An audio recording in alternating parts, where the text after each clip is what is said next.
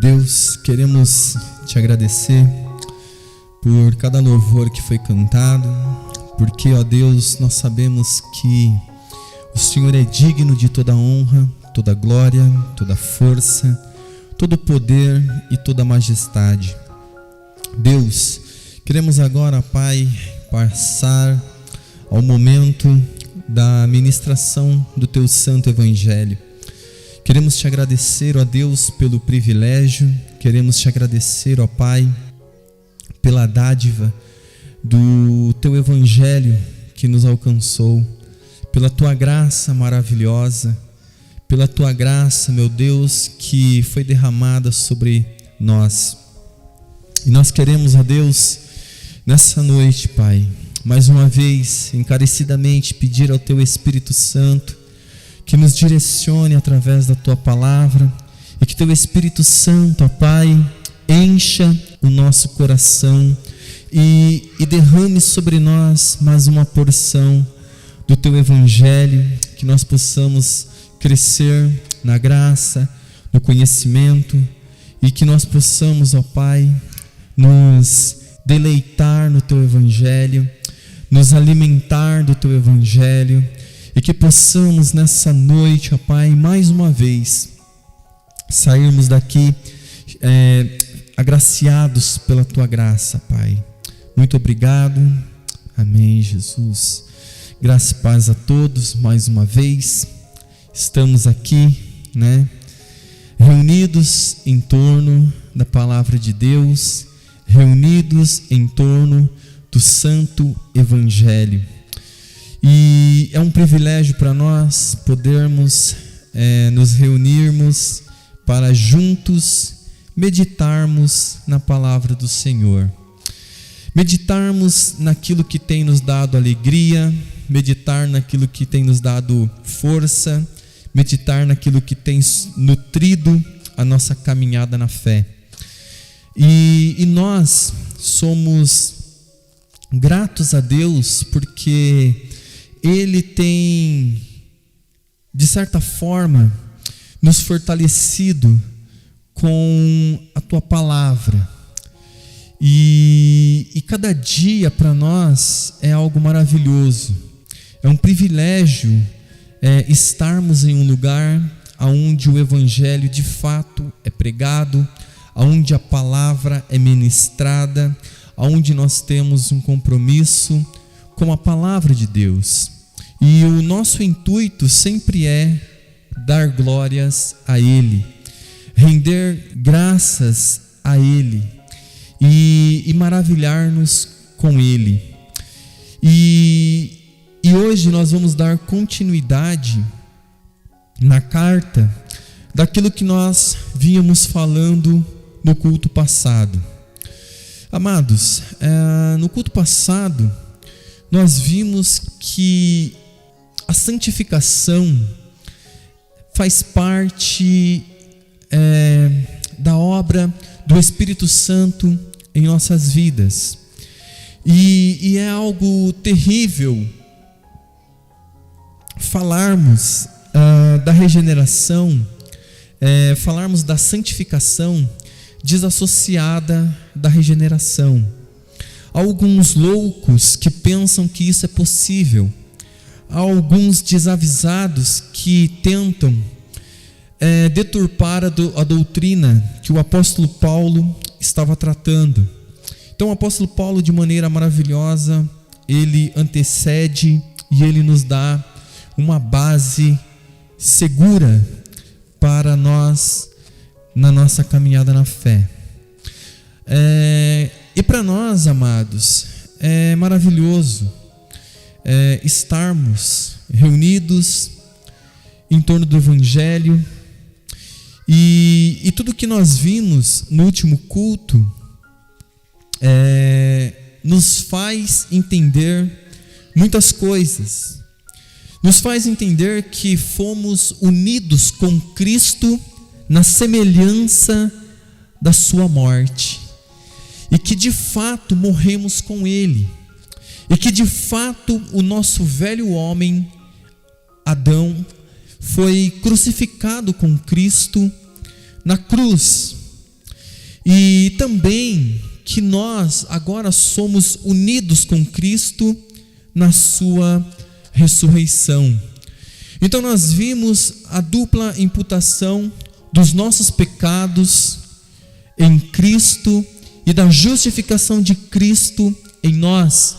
Mas nós vimos também que nós fomos unidos com Cristo na sua morte e também na semelhança da sua ressurreição, indicando que estamos de fato mortos para o pecado e de fato vivos para Deus. E a vida que temos agora em nós, habitando em nós, é a vida de Cristo ressurreto, e ter Cristo ressurreto em nós é algo maravilhoso, e isso nos faz viver em novidade de vida. Então, quando nós falamos de santificação, quando nós falamos de santidade, nós estamos falando da regeneração, do novo nascimento. Nós estamos falando dos frutos da regeneração.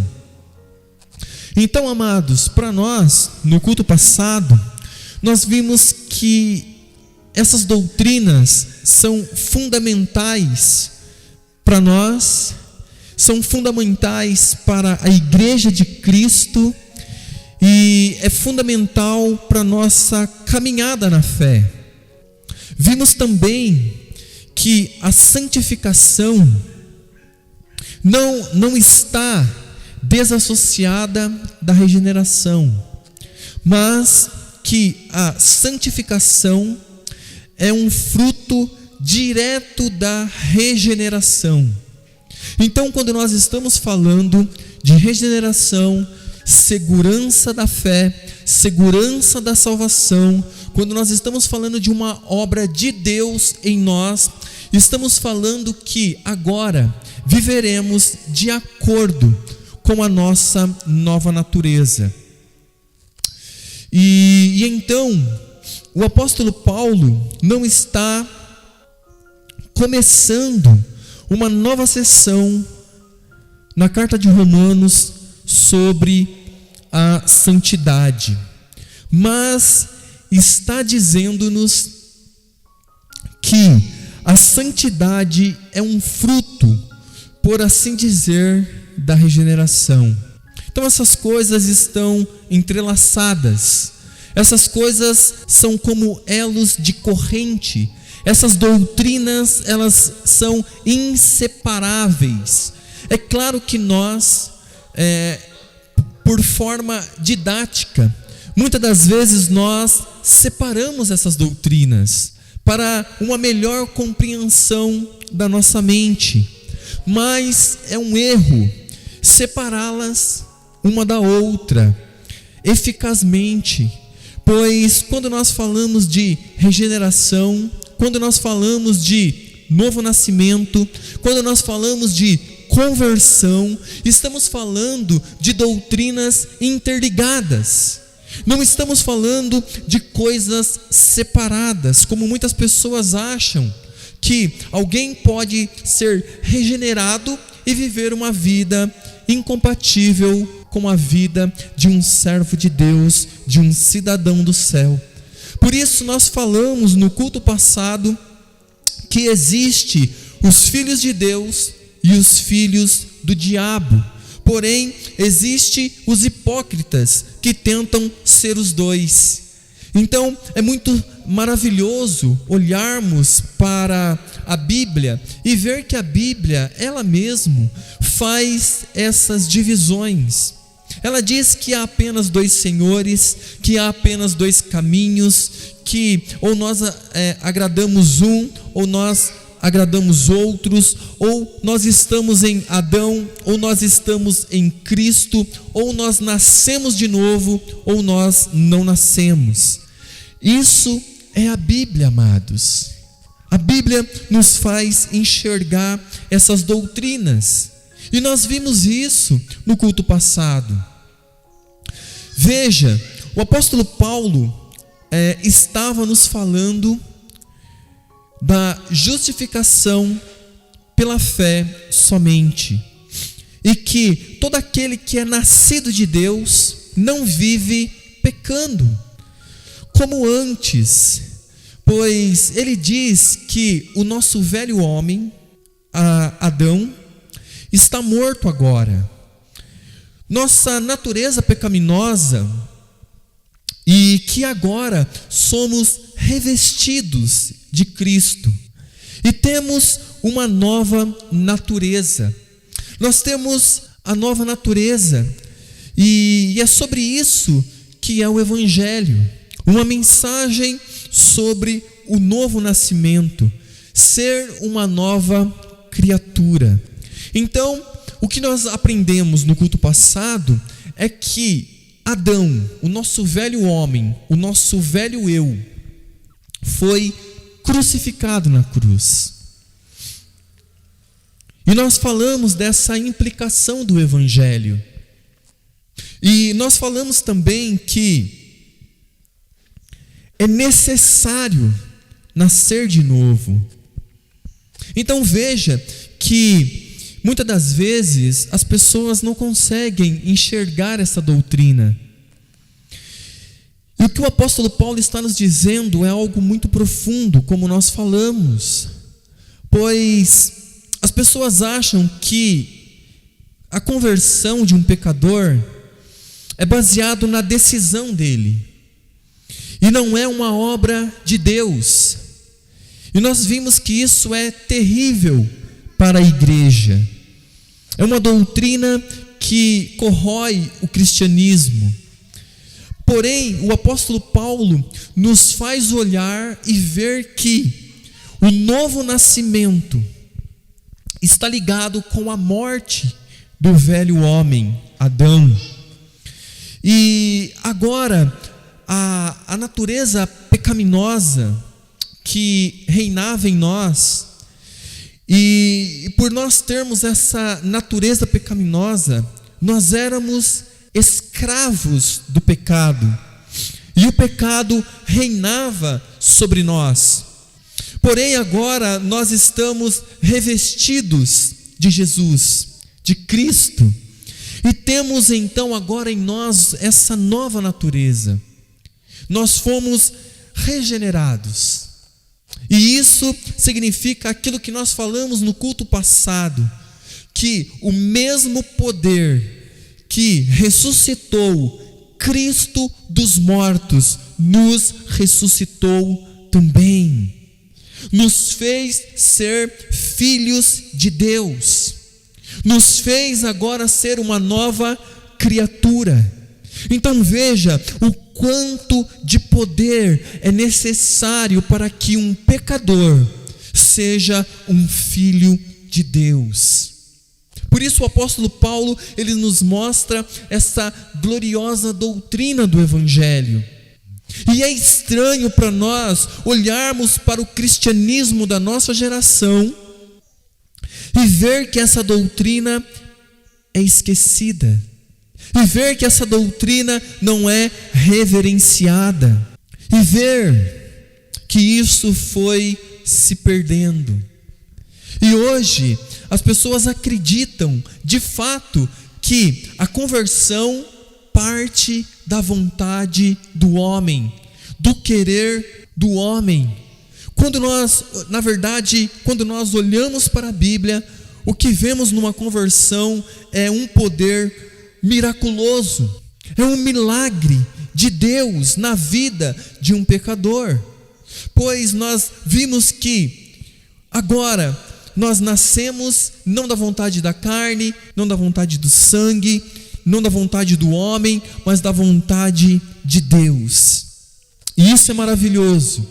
Então, o novo nascimento nos fala da morte do velho homem, nos fala que, de fato, nós crucificamos o velho homem e que, de fato, fomos unidos com Cristo na semelhança da sua morte.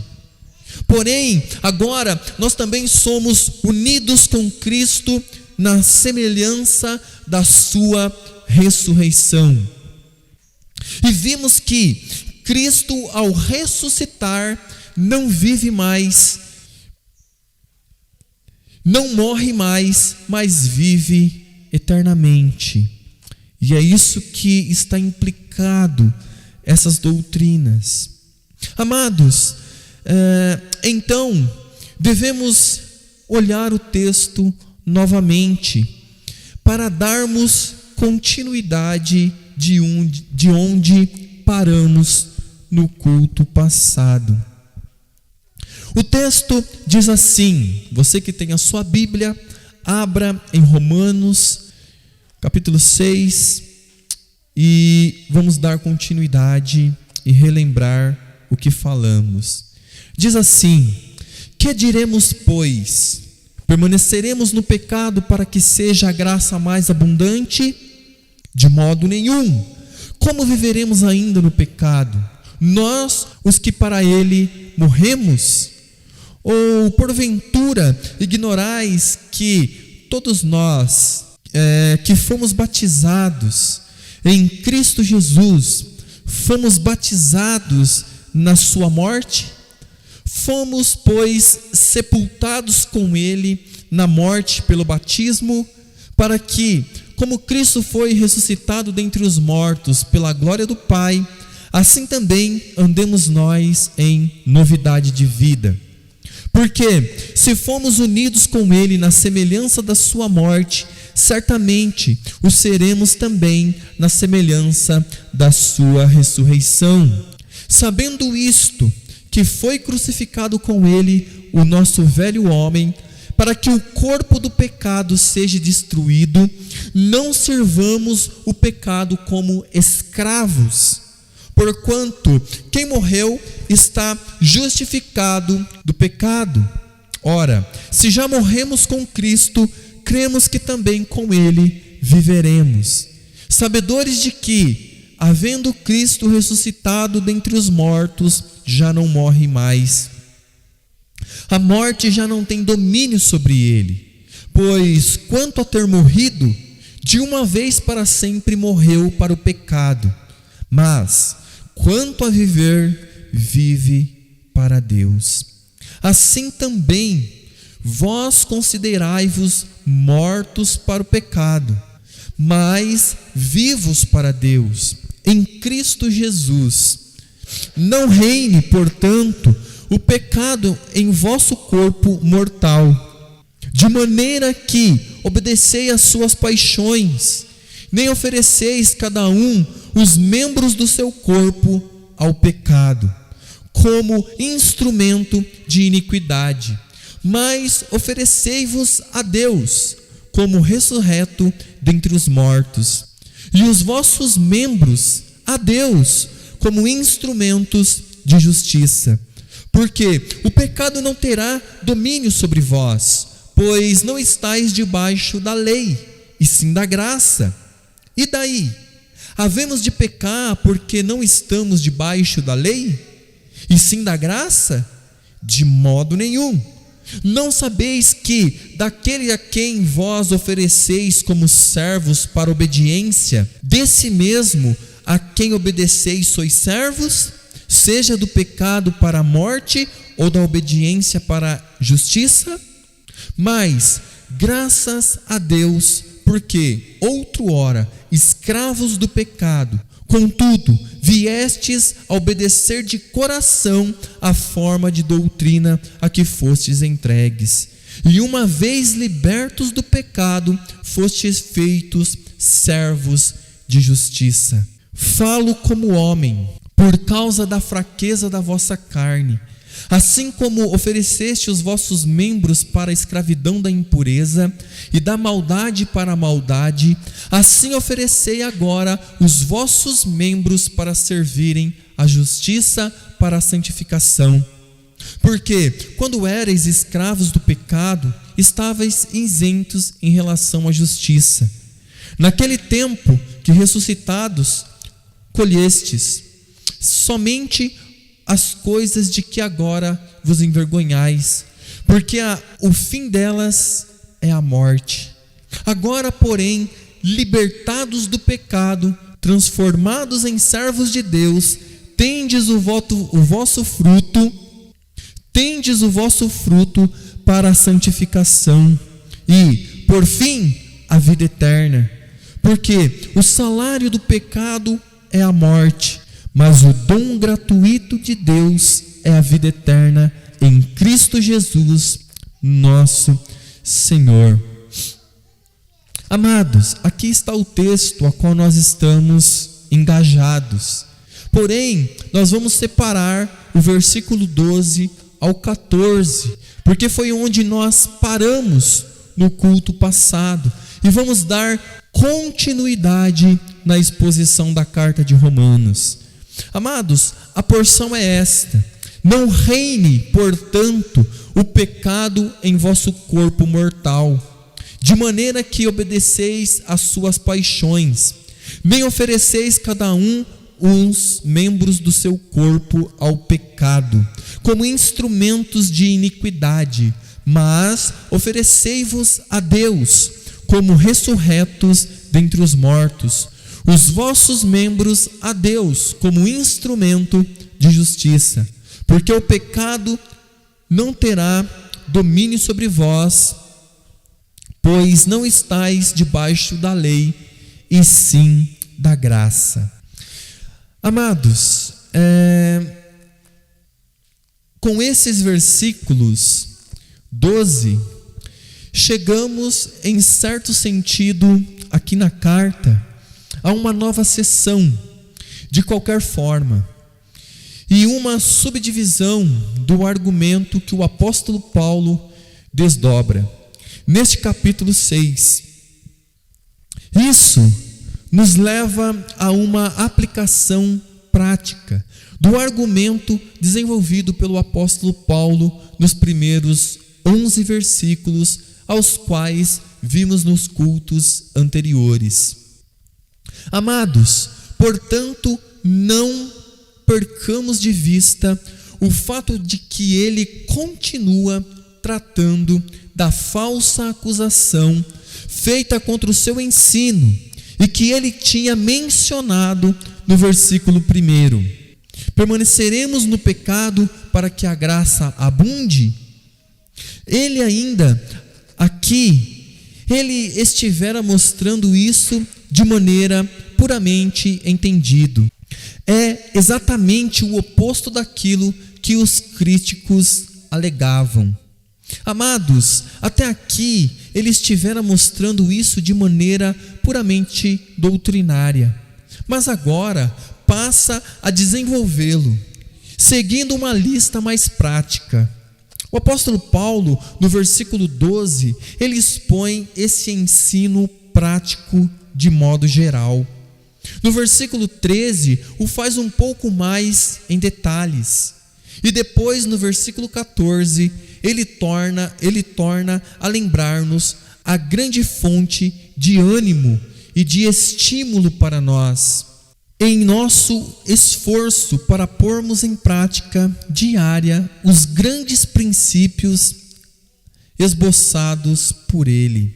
Chegamos, amados, pois aqui, e esta sessão prática, na qual o apóstolo Paulo faz aplicação do seu ensino.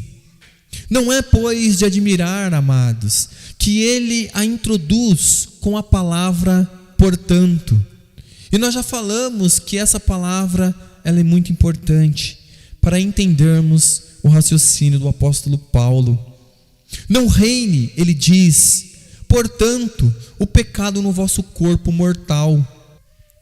Num sentido, não existe nos escritos do apóstolo Paulo nenhuma palavra, amados, que seja mais importante que a palavra portanto. E já falamos sobre isto. Lembram dos detalhes? Pois bem, se não aprendemos a observá-lo, quando ele emprega a palavra portanto, somos de fato ignorantes quanto ao seu método. Pois com sua mente essencialmente lógica, ele sempre constrói uma tese, uma argumentação. Ele não faz as duas declarações ao acaso, porém sempre parte de uma coisa para a outra. É o elo da ligação. É geralmente esta importantíssima palavra, portanto. Não reine, portanto, o pecado em vosso corpo mortal.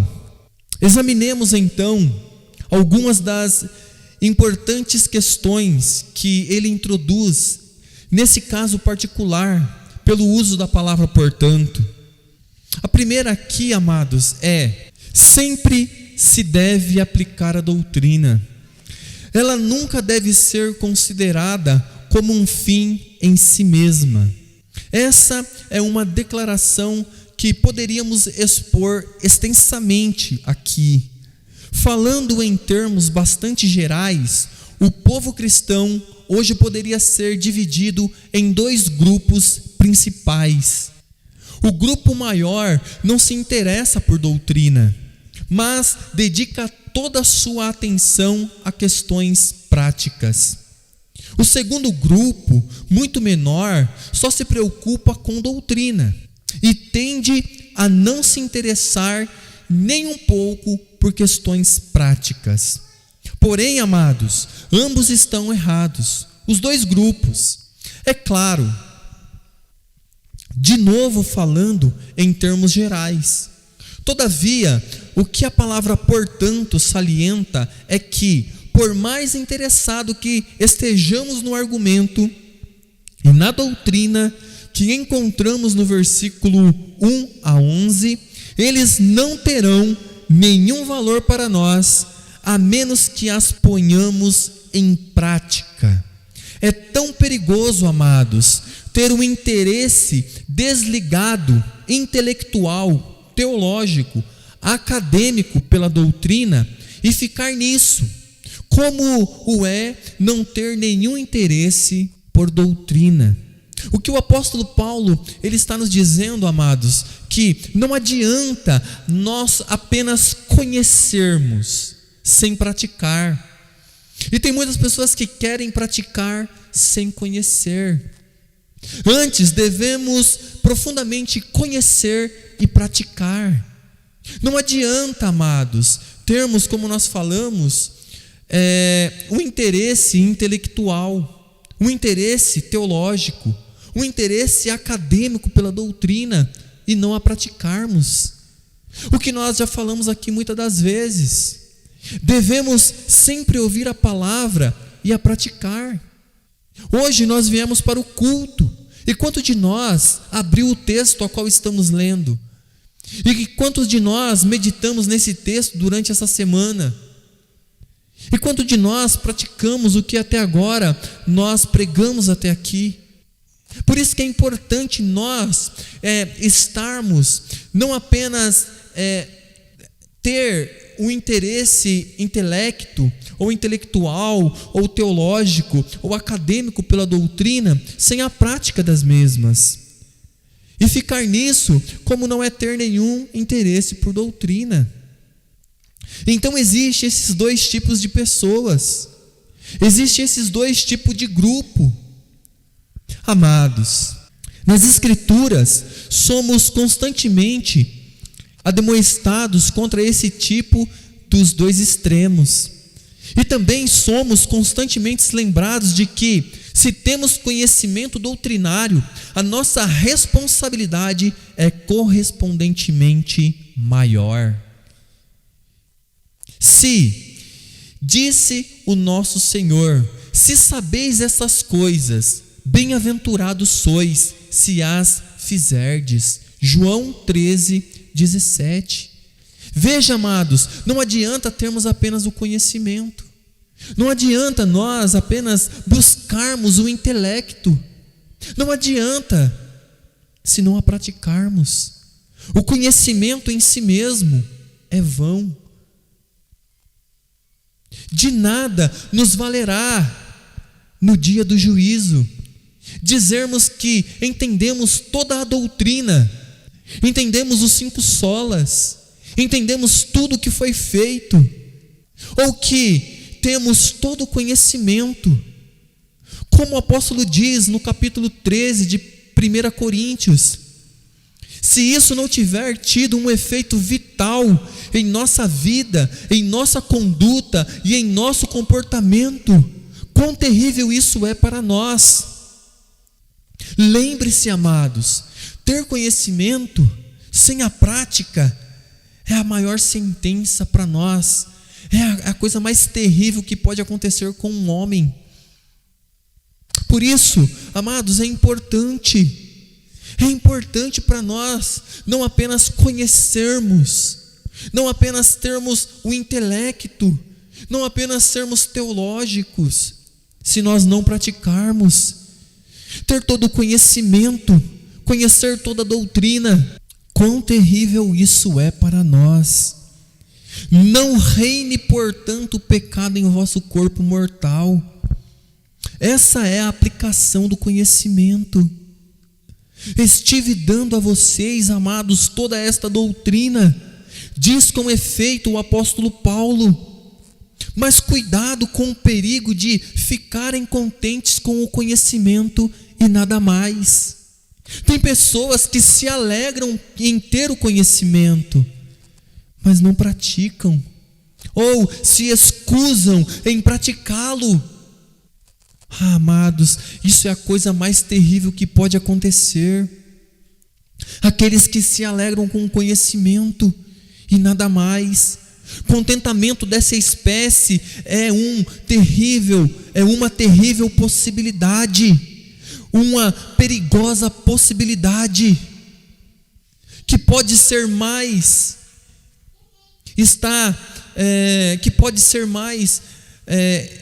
esta pode fascinante para certas pessoas do que a doutrina cristã. Esta pode vir a ser um passatempo intelectual, algo que dá prazer à mente, sem trocar na prática e na conduta. Segundo, amados, o apóstolo Paulo, esse é o meio mais direto de levar o seu ensino à má reputação, porque o joga nas mãos dos próprios inimigos que ele está contestando. O homem que afirma que não importa muito como vivamos, se somos cristãos e estamos sobre a graça. Amados, essa é a nossa primeira dedução. Devemos sempre nos lembrar que o Evangelho não é apenas um acúmulo de conhecimento sobre as coisas de Deus. Não, pois isso é inútil. Ter um vasto conhecimento de Deus, ter um vasto conhecimento teológico, é a coisa mais inútil que pode ocorrer na vida de um homem que não queira praticar. Aonde esse conhecimento não toca seu coração, não o leva à prática. Amados, observem os demônios. Eles têm um alto grau de conhecimento sobre Deus e sobre as coisas de Deus e sobre a Bíblia, e contudo, ainda assim, continuam sendo demônios. Em Tiago, capítulo 2, 19 diz: crês tu que Deus é um só? Fazes bem, até os demônios creem e tremem. E em Lucas 8, 28 diz: e quando viu a Jesus, prostrou-se diante dele, exclamando e dizendo em alta voz: que tenho eu contigo, Jesus, Filho do Deus Altíssimo, rogo-te que não nos atormente. Veja, aqui nós temos conhecimento, aqui nós temos adoração. Eles se prostraram diante de Jesus. Veja, aqui eles sabem quem é Deus, aqui eles sabem de fato quem é Jesus, e ainda assim eles continuam demônios. Então, amados, o que nós temos que entender? O que nós temos que entender é que o Evangelho não é um acúmulo de conhecimento, mas é claro que devemos, amados, ter o máximo de conhecimento, mas esse conhecimento tem que tocar o nosso coração, tem que tocar a nossa maneira de viver, tem que tocar a nossa maneira de pensar, tem que fazer com que nós andemos em novidade de vida. E isso é importantíssimo para o cristianismo. Essa é a primeira dedução, amados. A segunda que nós temos que olhar é como esta parte prática é resultado de dedução da doutrina ensinada pouco antes. O que é exposto nessa parte prática vem a ser, portanto, uma maneira valiosa de chegar à nossa interpretação da parte anterior, a qual nós estamos meditando, que a santidade e a santificação é uma consequência da regeneração. Embora sejam, como nós falamos, doutrinas que tratamos de maneiras separadas, elas caminham juntas, assim como todas as outras doutrinas do Evangelho. Então, amados, quando nós falamos que o cristão tem que andar em santidade, não estamos falando nada mais do que regeneração, não estamos falando nada mais do que novidade de vida, não estamos falando de coisa difícil, estamos falando de fruto de justiça, estamos falando que agora os nossos atos, as nossas ações serão naturais, andarão de acordo com a vontade de Deus. Você não vê uma goiabeira sofrendo, gemendo para dar o seu fruto. Quando você passa perto de uma goiabeira, você não vê ela ali em prantos, lutando, se esforçando para dar goiaba. Assim é a santificação na vida do cristão. Aquele que nasceu de novo, ele não fica ali gemendo como se a santidade fosse coisa estranha para ele. A santificação não é uma coisa estranha para ele. Então, quando nós falamos em santidade e em santificação, estamos falando da coisa mais natural para os filhos de Deus, porque agora eles amam o que Deus ama e eles odeiam o que Deus odeia. Eles andam em novidade de vida. Por quê? Porque agora eles têm uma nova natureza. O velho homem morreu, Adão está morto. Ou nós estamos em Adão, ou nós estamos em Cristo. É disso que o Evangelho fala. O Evangelho não fala de uma luta tremenda, ferrenha, para que nós produzamos frutos de justiça. Não. Se as pessoas não conseguem entender isso, elas nunca ouviram o Evangelho. Então, a santidade faz parte da regeneração. E o terceiro ponto que quero mencionar nessa noite, esse terceiro princípio pode ser posto na forma de uma pergunta. O que esta parte nos diz acerca de nós mesmos, como cristãos, em nossa relação com o pecado? Pois essa é uma questão muito importante para o cristianismo. Essa é uma questão muito importante para a igreja de Cristo. E esta é uma coisa muito importante para nós. Já a estivemos examinando, claro, nos versículos 1 a 11.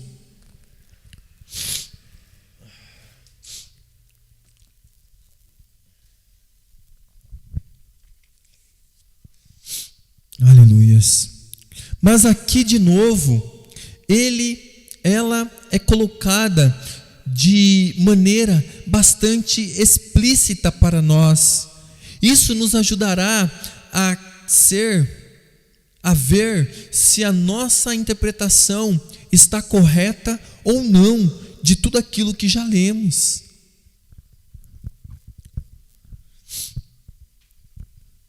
Vocês, amados, podem observar que o apóstolo Paulo parece tacar uma distinção aqui entre nós e o nosso corpo mortal. Diz ele: não reine, portanto, o pecado em vosso corpo mortal. Romanos 6,12. Vê-se com clareza uma distinção entre ambos. Devo aqui salientar que ele não diz: não reine o pecado em vós. O que ele diz é: não reine, portanto, o pecado em vosso corpo mortal. Isso nos faz lembrar algo que notamos quando estávamos considerando o versículo 6. Sabendo isto, que o nosso homem velho foi com ele crucificado, para que o corpo do pecado seja desfeito, para que não servamos mais ao pecado. Amados, por certo, vocês se lembram de que interpretamos o corpo do pecado, no sentido de pecado como este permanece em nosso corpo, e distinto de nós mesmos como personalidades. Aqui, amados, está mais uma vez: não reine, portanto, o pecado em vosso corpo mortal. Devemos reexaminar os termos. Corpo significa realmente o que o termo diz. Significa literalmente o nosso corpo físico. Não significa a nossa natureza pecaminosa. Amados, até o grande João Calvino perdeu o rumo nesse ponto. Ele interpreta a expressão como natureza pecaminosa. Entretanto, não quer dizer isto. O apóstolo Paulo está falando do corpo, não das nossas almas, porque ele diz corpo mortal. Isso em si é suficiente para provar que ele realmente se refere ao nosso corpo físico. Por isso, nessa questão, fico com o Dr. Martin Lloyd-Jones, que diz, pois ele interpreta dessa mesma maneira também. O apóstolo Paulo não está falando da nossa personalidade total, pois essa não é mortal. Ele fala deste nosso corpo, carne, osso e sangue, e que normalmente queremos dizer quando empregamos o termo corpo. E o que ele diz é que você não deve deixar que o pecado reine em seu corpo. Mas depois ele acrescenta o adjetivo mortal. Por que ele lhe chama insignificativamente vosso corpo mortal? Uma coisa que quer dizer é que um corpo que morre. Ele diz isso para nos ensinar, amados. A situação em que estamos como cristãos é apenas temporária. Nós pessoalmente fomos salvos, porém ainda estamos nessa vida e neste mundo, e o pecado ainda permanece no corpo. No entanto, não será assim para sempre. Paulo diz, é apenas temporário, porque o corpo é mortal. Você não terá que enfrentar isso por toda a eternidade. É algo simplesmente transitório. Será a nossa condição somente enquanto estivermos neste corpo mortal. Não mais. Esse é um pensamento muito reconfortante em si e por si mesmo para nós, salvos por Cristo. Sabermos que o nosso Senhor Jesus nos resgatou por completo. Amados, há também um segundo sentido aqui. O apóstolo Paulo está contrastando o corpo mortal com o corpo da nossa glorificação vindoura. E muitos se esquecem disso, da vinda do nosso amado. Vejam a perfeita expressão disso na epístola aos Filipenses, capítulo 3, versículo 20, que diz assim: mas a nossa cidade ou cidadania está nos céus, donde também esperamos o Salvador, o nosso Senhor Jesus Cristo, que transformará o nosso corpo abatido para ser conforme o seu corpo glorioso, segundo o seu eficaz poder de sujeitar também a si todas as coisas. Vemos aqui, amados, o contraste entre o nosso corpo abatido, ou o nosso corpo vil, ou o corpo da nossa humilhação, ou nada mais do que o nosso corpo mortal, e o corpo que Ele ainda irá modelar. A saber, amados, um corpo conforme o seu corpo glorioso, semelhante ao corpo da sua glorificação. Aqui está a nossa esperança. Esse, creio eu, é o verdadeiro contraste que temos aqui. O corpo mortal deve ser contrastado, amados, com o corpo glorificado. E isto, evidentemente, traz consigo a implicação de que, enquanto estivermos nesse corpo mortal, seremos incomodados pelo pecado, pois fomos libertos do poder do pecado. O pecado já não reina sobre nós. Nós já não somos os seus escravos, mas fomos libertados por Cristo. Estamos libertos dele. Somos escravos de Cristo. É Cristo que reina sobre nós. Porém, todavia, temos que lembrar que estamos ainda na presença do pecado. E é isso que nós temos que dizer, que aqui está a nossa luta diária. Devemos todos os dias lutar contra o pecado. Por quê? Porque o pecado ainda está presente. Amados, e isso tem que ficar muito bem claro entre nós nessa noite. Embora sejamos libertos do poder do pecado, e ele não reina mais sobre nós, pois seremos tirados de sua presença um dia. O pecado não seremos mais incomodados por ele, pois fomos libertos por Cristo. Cristo agora é o nosso Senhor. Porém, ainda temos que, dia após dia, lutar. Sim, amados, lutar contra o pecado.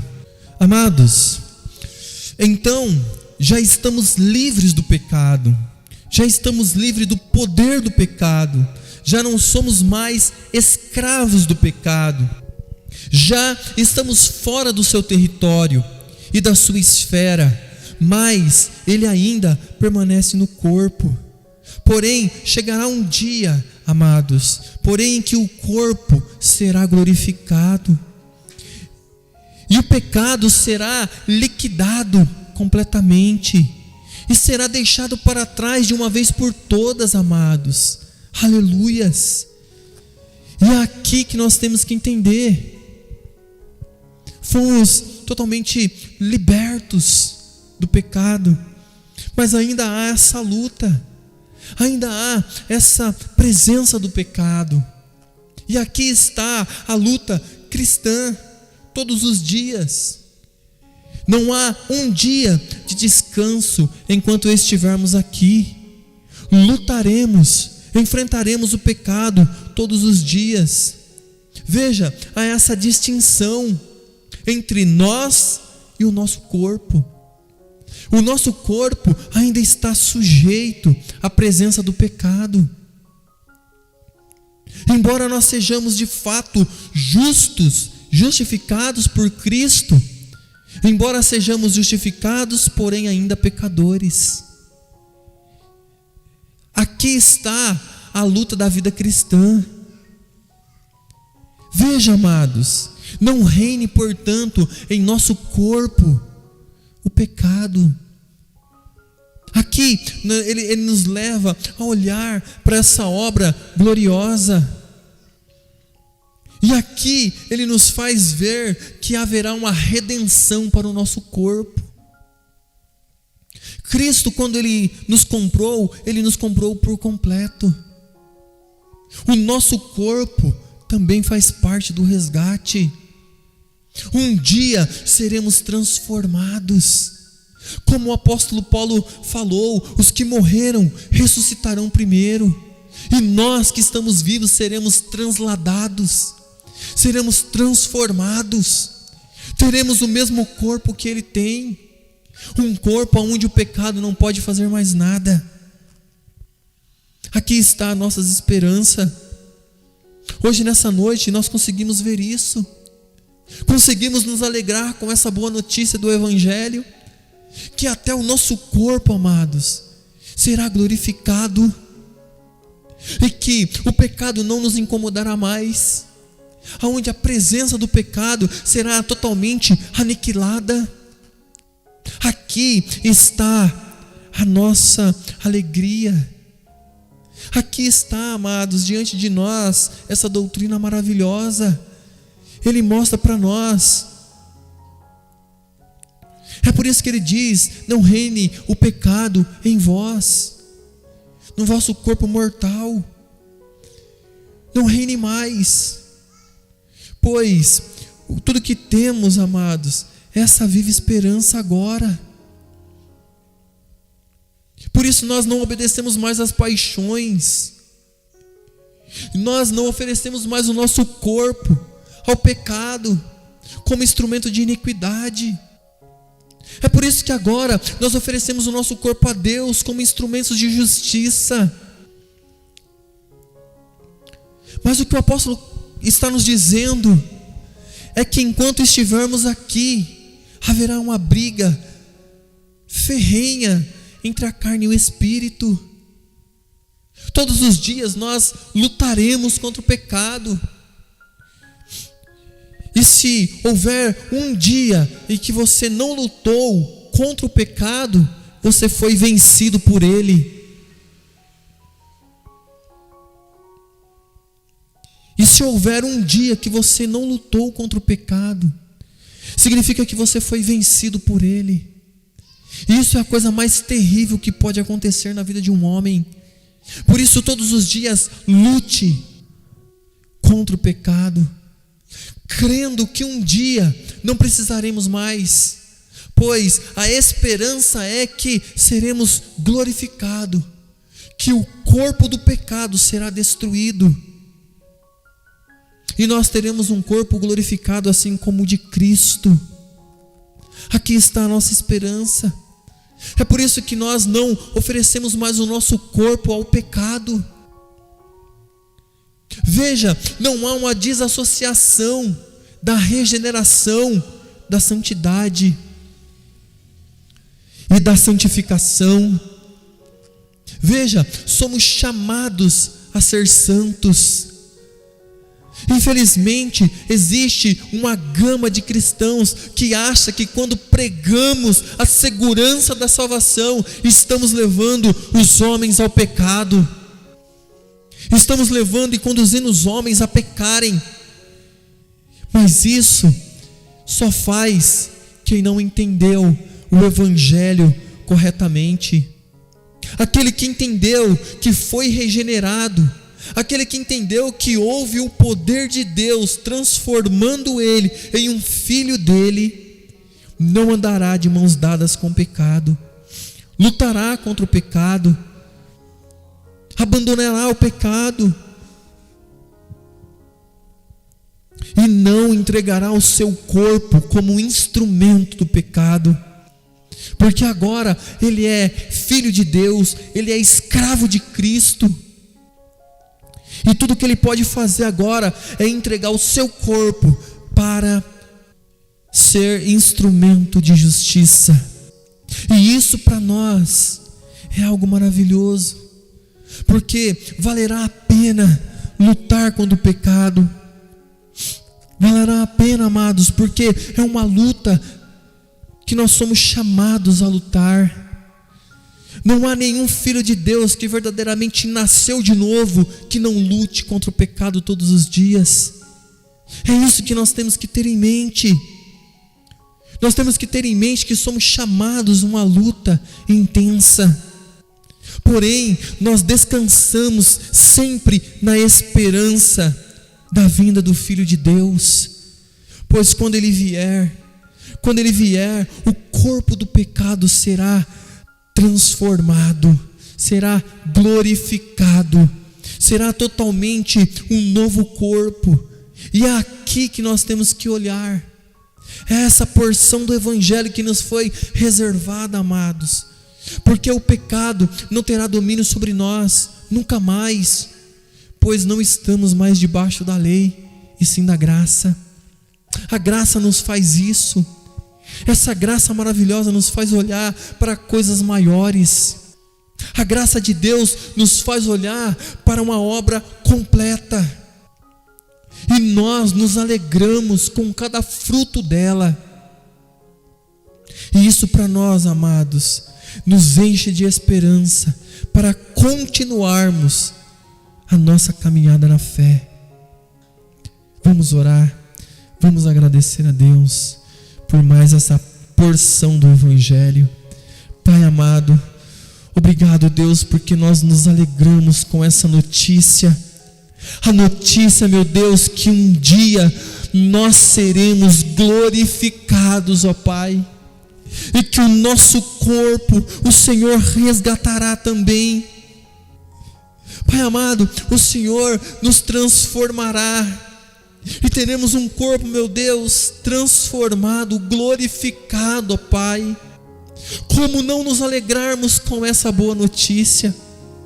Como não nos alegrarmos, ó Pai, em sabermos que somos chamados a lutar com o pecado todos os dias, contra ele todos os dias, ó Pai. Por isso, Senhor, nós louvamos e te agradecemos, ó Pai. Que a Tua palavra faça, meu Deus, que nós pratiquemos ela, meu Pai. Obrigado, Jesus. Amém, Jesus. Amém.